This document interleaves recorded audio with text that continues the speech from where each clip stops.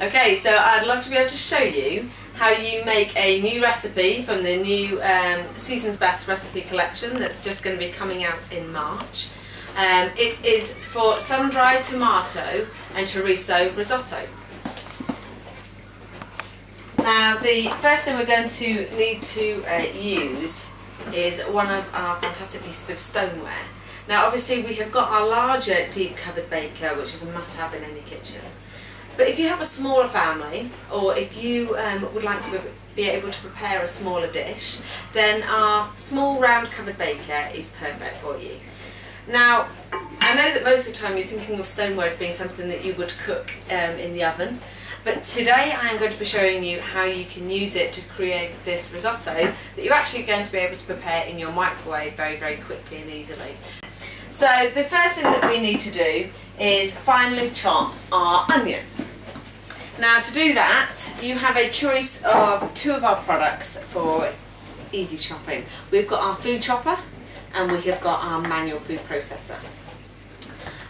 Because I'm going to be doing more than one onion, I thought I would do mine in the manual food processor because that is a lot easier for a greater capacity of vegetables in there. I call this my post-apocalyptic food processor because it comes apart beautifully to be cleaned. These parts can go in the dishwasher, but also because it is a completely manual device, it means you just need to pop the lid open, pop it on top and press down.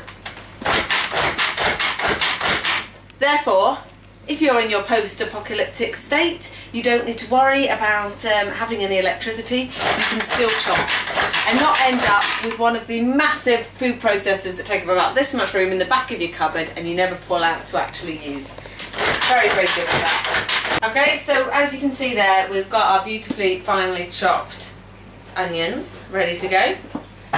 The next thing I am going to show you is just the food chopper ready to chop my parsley for later.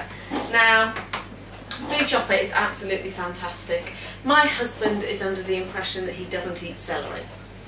What he doesn't know is that he has celery in every single chili con carne and bolognese going. It's just chopped up that finely that he's not aware it's actually there. I have an equally fussy youngest son. He's 2 years old and he's decided that he no longer likes broccoli. Now I've heard that apparently broccoli is very good for your prostate. So I figure I can't be looking after his prostate too early. So I very finely chop up his broccoli now to go into all of his omelettes and the like. And again, he eats it without knowing that the nutrients and everything are there for him. It's also very good for finely chopping your nuts and stuff for being able to prepare your cooking. I like being able to use it for finely chopping herbs as well. And as you can see, you just pop it in with the lid. You can even pop it on top of your plastic chopping boards. Please don't chop it directly on top of a wooden chopping board, which will dull your blades, or obviously onto a glass one, which will either destroy your blades and or the chopping board. You need to then just grip the neck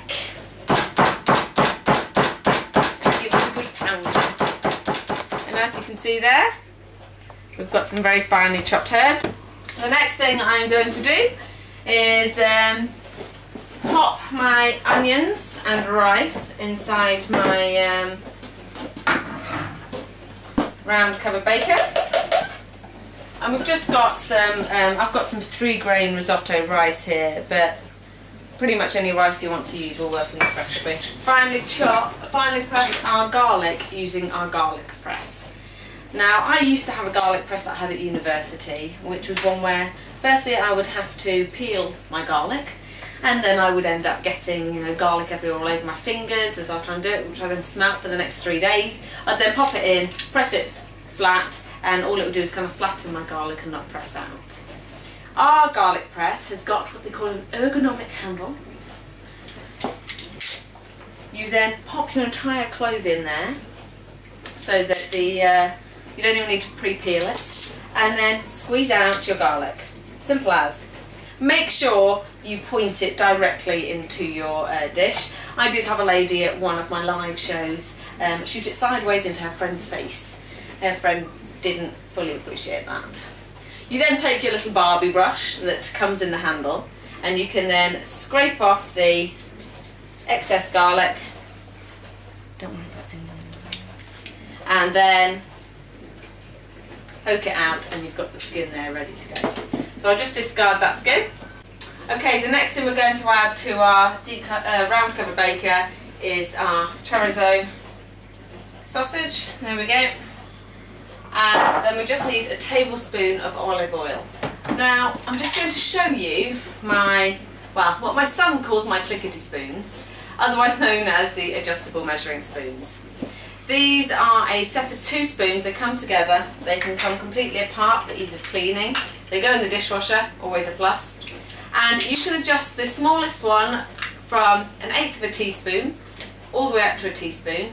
And the genius is that they're actually small enough to be able to fit in your spice jars.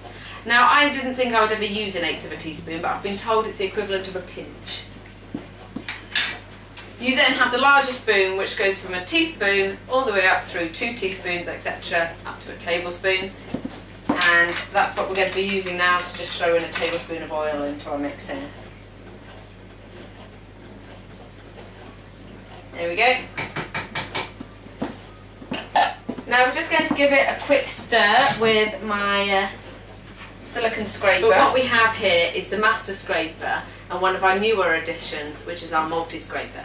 These are 2 of my favourite ones. This one my husband calls the husband cheater. The reason for that is because of how well it scrapes everything out of your batter bowls, etc. And so if I'm making a brownie mix, he has issue with the fact that I don't leave him anything to be able to scrape out and eat himself with the raw batter mix. So with the brownies, etc., I have to pretend to leave a little bit in the bottom just so that he can have a bit of a taster. The benefit of them as well is the fact that they can go up to 343 degrees centigrade, which means that not only can you use them in your bowls and your stoneware, etc., you can also use them in your pans when you're wanting to be able to cook a cheese sauce and the like, and you'll be able to get right to the edges without getting any of the milk or sauce or anything burning at the bottom, which is great if you have non-stick pans that you don't want to scratch. We're just going to pop the lid in that and pop it in our microwave. It's going to go in here for 3 to 4 minutes, depending on how strong your microwave is. Okay, so whilst that is just cooking in the microwave, I'm just very quickly going to show you my batter bowl collection, because I absolutely adore my batter bowls and prep bowls. I use them for everything. This is the largest of our batter bowl family. This is known as the classic batter bowl. All of them come with lids that are very easy to remove and seal safely to keep your food fresh in your fridge, etc. Now they can all go in your dishwasher, in your microwave, in your freezer, etc. All the things you'd expect from a good solid glass bowl. The benefit of these as well is the fact that they can go in your oven. Now what that means is that you can do things such as cakes. You could make a Barbie doll cake by taking your batter bowl and cooking it, taking it out, turning out your cake, and then taking a Barbie doll, wrapping her legs in a bit of cling film. You don't want any fungal infections in unlikely places. Stick it in the cake and then decorate the skirt as though it is the Barbie's dress. You can also then obviously do individual portions of treacle sponges or Christmas puddings, etc. And we have our next batter bowl down here, which is our small batter bowl. This is a 1 litre capacity in here. We've then got our 3 sets of prep bowls. The 2 larger ones come as a set of 2, the smaller ones come as a set of 6, and this is 250ml, which is the equivalent of half a can of baked beans. We've then got our 500ml, which is the equivalent of a full can of baked beans, and then we have got our 750ml, which is just enough food to be able to keep my husband going if he needs to take a meal into work. Now what you can also use these batter bowls for, of course, is making not just children's cakes, but the, well, do you like my jugs? You can obviously make booby cakes. I actually know a lady in my team who, depending on the size of the lady she's making a cake for, she does everything from A-cups all the way up to big jugs. So I'll just leave you with that image for now. Okay, so we're just going to get our risotto out of the microwave. And all we need to do now is add 500 ml of our chicken stock.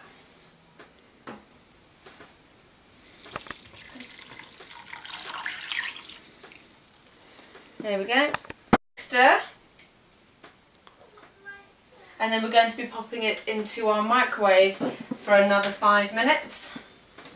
And then give it another stir and then pop it in for another 4 to 5 minutes, again depending on the strength of your microwave. Now the recipe actually calls for you to chop your sun-dried tomatoes using one of our forged knives. When it actually comes to sun-dried tomatoes, I find that the professional shears are actually make the job a lot easier. All you need to do is obviously then just cut away. Now I actually find this very therapeutic.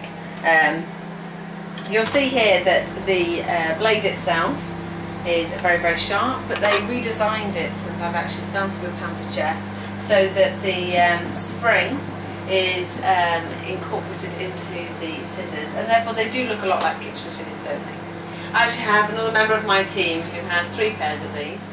The reason is that she has a pair for the kitchen for doing things such as chopping up your sun-dried tomatoes, but also being able to use it for chopping through chicken bone, because with the strength of the spring it's strong enough to do that job. She also has, this consultant of mine, a second pair that she uses for her garden. And she uses these obviously to do the pruning and the like. And finally she has a 3rd pair. Now this was her original pair that her husband procured. He's a shepherd and he uses them to be able to trim the sheep's hooves. She has them colour coded so she makes sure she doesn't use the hoof one on her cooking inside. So here we have got our risotto. I would always recommend when you're taking it in and out, obviously it's going to get very, very hot in the microwave. So I've got the oven mitt and oven pad here, depending on what your preference is, to be able to make sure that I'm not burning my fingers off. What we're going to do is just throw in our sun-dried tomatoes and the rest of our stock, which is another 300 ml of chicken stock there.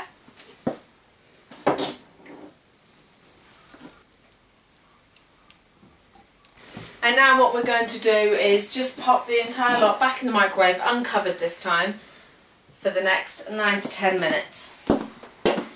Just until the rice is tender and cooked through. This is my microplane grater. This is one of my favourite graters out of the whole of the Pampered Chef collection. I don't know about you, but I do a lot of zesting of lemons and limes and oranges, etc. to go in recipes. And what I find is that I had one of those block graters where I used to grate along the prongy side of it, end up then having to get a little teaspoon out, try and scrape it all out with the grater, and then adding a little bit of extra protein to the mix as I grate my knuckle. Our microplane grater doesn't have that issue because it's sharp on the way down but blunt on the way up. And what that means is that you can zest your orange and the like. It doesn't go beyond into the pith, so you don't get that bitter taste. But what you can then do is simply wipe your finger up the blunt way, and you've got your oranges there, and then wipe it to remove it at the back. You can use it one of 2 ways. First of all, it folds down completely flat for ease of storage. You then pop your thumb there, slide it to one side, and you can have it up to be able to use the guard on it, or you can have it completely open that way to be able to grate cheese, etc., or chocolate directly onto your recipe. What we're going to be using it for now is grating up our parmesan. Now what I will often do is buy an entire slice of parmesan. I don't tend to then obviously use it all at once, so I then grate it all at once and then store it in the freezer in little tubs ready for later meals. And as you can see there, we have got a whole pile of cheese that just came from a couple of small pieces of parmesan. So it's a really low fat way of being able to prepare your meals, because if you're just grating a small amount of cheese and it comes up like this, then you feel like you're grabbing for a lot to sprinkle on top of your food, and you're really not. which again is tricking your eyes and tricking your stomach. We do have a second microplane grater. This is the coarse grater. Now this one is a lot sharper obviously, and will grate up things if you're wanting to have it for, say, a coleslaw and the like. You'll maybe want your carrots and the like grated a lot thicker, then this will be the one for the job. So here we have our almost finished risotto. What we're going to do now is just add the parsley that we chopped earlier.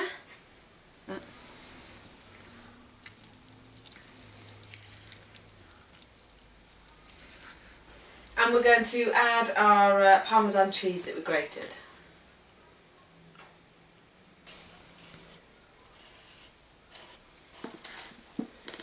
You can. And then we're just going to stir them in until they're thoroughly mixed throughout the mixture and the cheese starts to melt, giving it a bit of a creamier consistency.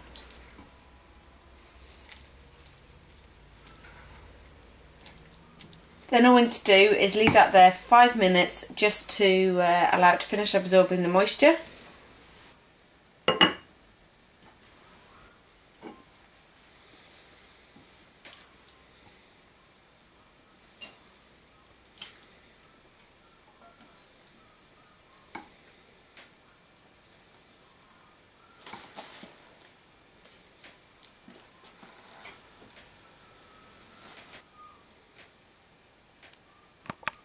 Well, thank you for joining me in my recipe demonstration. I hope you've enjoyed it and that you'll enjoy trying it out yourself at home.